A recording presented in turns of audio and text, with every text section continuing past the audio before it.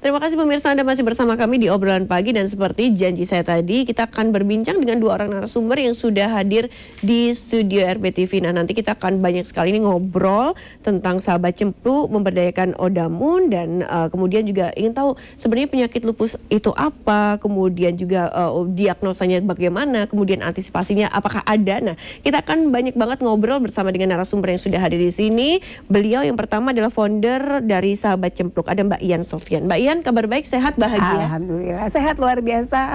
Oke, harus bahagia setiap harus saat bahagia ya. setiap Oke, saat. baik. Kemudian yang selanjutnya ini ada Mas Fahmi Idris. Beliau ini adalah penyandang autoimun dan juga volunteer di Sahabat Cempluk juga ya. Mas Fahmi, kabar baik, sehat juga? Alhamdulillah. Alhamdulillah. Oke, baik. Nah, kita langsung aja nih ngobrol tentang penyakit lupus seperti itu ya Mbak ya, yang mungkin juga masyarakat secara luas sekarang sudah banyak mengenal seperti itu. Akan tetapi ingin tahu lebih dalam tentang apa itu sih penyakit lupus sih Mbak? Ya, jadi lupus itu adalah salah satu jenis penyakit autoimun. Jadi penyakit payung besarnya autoimun, kayak kanker itu kan ada macam-macam ya. Nah, autoimun itu sendiri adalah term dari ketika sistem kekebalan tubuh. Jadi kita ini kan semua lahir punya sistem kekebalan tubuh, ya kan? Fungsi dan gunanya itu memang untuk melindungi diri kita dari segala macam penyakit, racun dan apapun. Kalau ada sesuatu yang menurut tubuh ini mengancam, maka sistem imun kan yang maju ya, kayak tentara gitu. Nah, tetapi pada orang dengan autoimun, sistem imunnya ini error. Ya, jadi sehingga dia tidak bisa membedakan mana yang harus dia amankan, dia serang, dan mana yang harus dijaga. Jadi si sistem imun ini menyerang sel-sel sehat, organ-organ sehat sehingga orang sakit. Nah, lupus itu salah satu jenis autoimun. Autoimun itu ada ratusan jumlah. Oke, kalau dari Mbak Ian sendiri kan ini juga penderita lupus juga ya, seperti itu. Awalnya seperti apa sih Mbak? Akhirnya tahu kayak gitu, dan ini mungkin juga menjadi salah satu antisipasi untuk kita juga kalau ada tanda-tanda seperti ini kita harus ngapain sih? Gitu. Jadi autoimun untuk semua jenis autoimun itu sulit untuk diidentifikasi dan didiagnosa. Ya, jadi biasanya pasien itu bisa terlambat 1 tahun, 2 tahun, atau belasan dan puluhan tahun.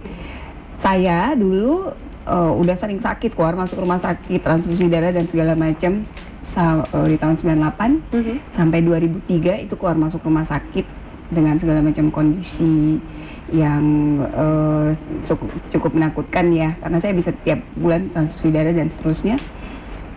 Baru ketahuan sakitnya di 2003, 98 sampai 2003. 98 sampai lumayan ini juga ya Mbak? Di masa itu diagnosanya macam-macam, karena lupus itu dia gejalanya mirip dengan penyakit lain.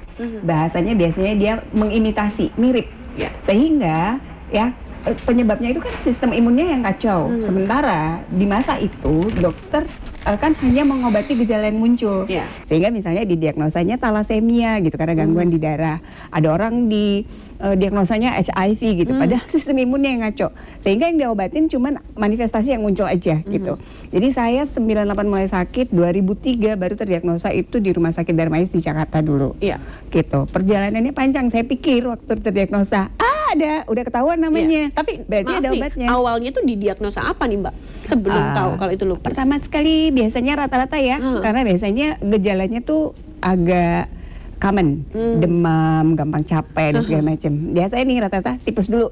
Nanti kalau udah kelar tipes dicari DB. Nanti kalau melibatkan darah ya DB, terus nanti lama-lama jadi penyakit-penyakit darah. Kalau saya penyakit-penyakit darah, talasemia, apalagi ya penyakit-penyakit yang seperti itu. Kalau kenanya di otak ya bisa dianggapnya masalahnya di jiwa. Padahal penyebabnya sistem imunnya mengganggu chemical otaknya sehingga munculnya dalam bentuk schizofrenik, bipolar, kejang-kejang dan lain-lain. Jadi untuk mengidentifikasi autoimun itu sulit.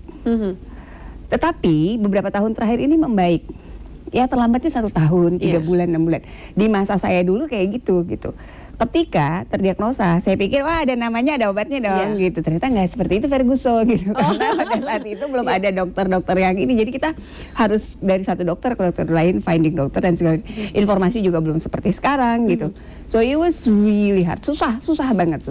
Maksudnya memahami kondisinya kita untuk mendapatkan pengobatan yang proper, untuk mendapatkan obat-obatannya dan juga untuk mendapatkan informasinya di awal-awal dulu seperti itu.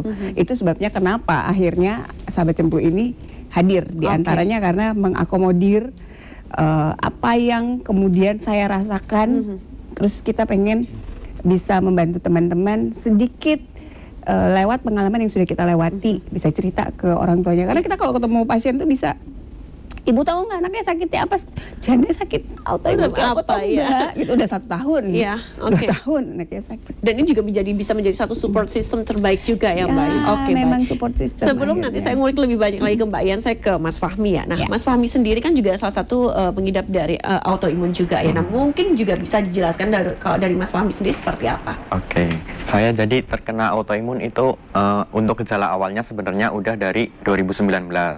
Lah, selama dari 2019 sampai 2022 tak kira sama saya itu cuma nyeri biasa aja. 2019 ini berarti waktu di umur berapa nih? Di umur 17 tahun. 17 tahun berarti? Iya. Jadi tidak mengenal umur, maksudnya baru lahir atau? Anggota kami paling muda umur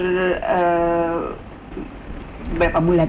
Oke, terus lanjut dulu Mas Fahmi, yuk. Ya, itu setelah dari 2019 sampai 2022 sama aku nggak terasa, tak kira cuma nyeri sendi biasa.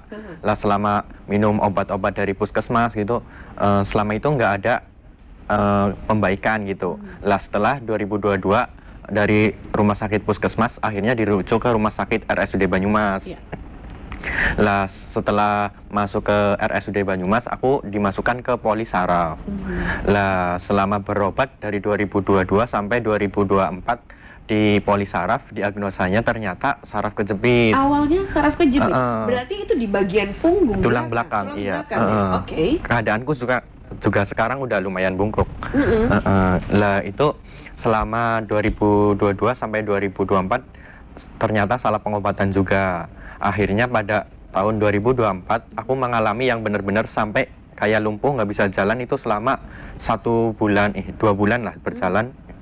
Akhirnya dari rumah sakit RSUD Banyumas dirujuk ke Margono dulu untuk mengetahui yang lebih lanjut. Ini sakit apa? Kok nggak setelah ini rongsen kayak gitu hasilnya normal semua. Kan jadi bingung. Kalau orang Jawa mungkin dikiranya udah santet nih gitu. Non medis non medis ya. Lah setelah di Margono kan harus cek MRI total seluruh tubuh biar mengetahui lebih lanjut. Lah tapi karena aku pakainya itu BPJS, lah di situ harus nunggu waktu 1 tahun biar bisa dapat MRI. Lama ya waktu lama. Padahal udah yang dirasain ya Mas. Iya benar-benar. Lah terus dari situ akhirnya aku memilih minta rujukan ke Sarjito Jogja. Lah setelah di situ 2024 bulan Juni aku dimasukkan ke Sarjito. Akhirnya dikasih itu MRI juga kayak gitu. Lah selama di Sarjito alhamdulillah dapat yang 1 bulan, nunggunya cuma 1 bulan. Lah setelah dicek juga MRI total itu hasilnya normal semua. Normal semua. Tapi masih merasakan sakit kayak gitu? Masih, iya. Lah terus kan aku tapi dimasukinnya bukan ke poli saraf, dimasukinnya ke poli reumatologi. Lah di situ akhirnya ada yang pengecekan cek darah, cek lab, kebetulan ada yang positif itu. Akhirnya aku bulan Februari 2025 malah akhirnya diagnosa autoimun ankylosing spondylitis, menyerangnya ke tulang belakang. Jadi beda dengan Mbak Ian, kalau Mbak Ian itu lupus. Oke. Perasaannya gimana pada waktu pertama kali didiagnosa itu, kemudian itu kan mungkin juga salah satu penyakit yang tidak semua orang menderita itu kan Mas? Ya awal-awal diagnosa aku merasa kayak kok gini banget hidup, merasa sendirian. Ke rumah sakit masih di sekelilingku itu banyak kan orang-orang tua lah, aku muda sendiri ya, insecure gitu. Lah setelah itu ya aku cari-cari komunitas gitu, akhirnya bertemu dengan ini Sahabat Cemplu. Oke, baik. Tapi ngomong-ngomongin Mbak Ian, apakah autoimun itu juga bisa turunan juga ya Mbak Ian? Mungkin dari keluarga Mbak Ian atau keluarga Mas Fahmi juga ada yang orang tuanya juga mengalami sakit yang sama begitu atau bagaimana? Autoimun itu lupus, khususnya setahu saya lupus itu genetik. Tapi bukan penyakit keturunan, artinya tidak otomatis ketika orang tua kita sakit. Kayak kalau diabetes kan ibunya sakit diabetes, potensinya kemungkinan besar kan. Di lupus tidak seperti itu. Tetapi bisa juga terjadi seperti itu. Ada kasus-kasus seperti misalnya saya kakak beradik berlima semuanya autoimun lupus, 4 orang. satu orang vitiligo. Nah, apakah ada keluargaku sebelumnya yang sakit lupus? Kita nggak tahu, dunia kedokteran pada saat itu kan belum semaju itu, gitu ya. Tapi tidak selalu, kadang-kadang sepupuan juga bisa ada. Nah, yang dialami sama Fahmi ini, ankylosing spondylitis itu jenis autoimun yang lebih banyak menyerang laki-laki. Jadi 99% kenanya cowok. Lupus 90%-nya kenanya perempuan. Kebetulan saya kakak beradik kan perempuan semua. Lakinya satu, yang kena yang perempuan semuanya lupus. Tapi mama saya enggak. Gitu. Ya kalau ditanya genetik, yes, tapi keturunan tidak. Kemudian kalau dari berobatnya sendiri seperti apa sih Mbak? Apa yang harus dilakukan? Apakah memang harus setiap hari minum obat yang tidak boleh telat? Kemudian juga harus ke dokter mungkin berapa kali sebulan begitu, harus selalu continue atau bagaimana Mbak Ian? Kalau kondisi pada setiap orang akan berbeda. Apakah butuh ke dokter? Jadi ada kondisi namanya remisi, ada kondisinya namanya flare gitu ya. Apa itu bedanya? Bedanya kalau flare itu kan artinya api ya. Karena kan kondisi yang menyebabkan terjadi autoimun itu di dalam tubuh terjadi namanya inflamasi, inflame, api, peradangan. Peradangan itu sebenarnya normalnya semua orang itu mengalami peradangan pada saat kita sakit. Kenapa harus radang? Karena itu proses peradangan itu ada proses pemulihan tubuh. Normalnya gitu. Ya, jadi kalau kita luka, jeng, gitu dia akan radang, kemudian dalam 3 hari kita panas, demam, terus dia mau sembuh. Ya kan, sel darah putih gitu. Tapi pada orang-orang autoimun, peradangannya itu non-stop. Sepanjang tahun. Jadi kan dia berarti dalam proses berjuang terus kan, untuk memulihkan tubuh. Akibatnya apa? Panas tubuhnya. Itu yang terjadi gitu ya. Nah, setiap orang itu akan berbeda-beda. Saya setiap bulan masih periksa darah, masih minum obat gitu ya. Ada teman saya yang obatnya udah sehari minum, sehari enggak. Ada yang udah sama sekali enggak minum obat juga bisa. Itu namanya remisi.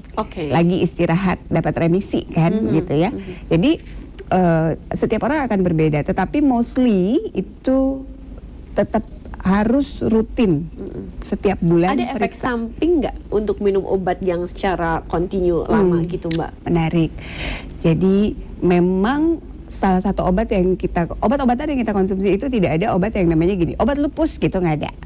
Ya, obat-obatan yang dikonsumsi oleh teman-teman lupus misalnya gitu, atau itu biasanya kita mengonsumsi obat-obat yang sudah ada, obat-obat yang memang digunakan mengatasi gejala yang muncul secara fisik di kami.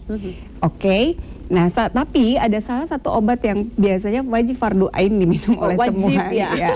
Itu adalah jenis obat steroid. Nah, jenis obat steroid ini masih yang salah satu yang paling efektif untuk mengatasi autoimun. Masalahnya kemudian efek sampingnya juga luar biasa. Nah, jadi dia memicu perubahan hormonal yang sangat hebat di tubuh manusia. Karena kan kita semua manusia ini dalam tubuh punya namanya kelenjar adrenal. Fungsinya itu untuk meregulasi hormon-hormon kita. Ciptaan Tuhan, pinter kan, hebat. Jadi dia tahu lu harus ngapain, kamu harus ngapain. Tapi pada saat kita minum steroid ini akan take over kerjanya adrenal. Karena dia nggak secerdas ciptaan Tuhan, jadi kadang-kadang dia overreaktif di tempat-tempat tertentu.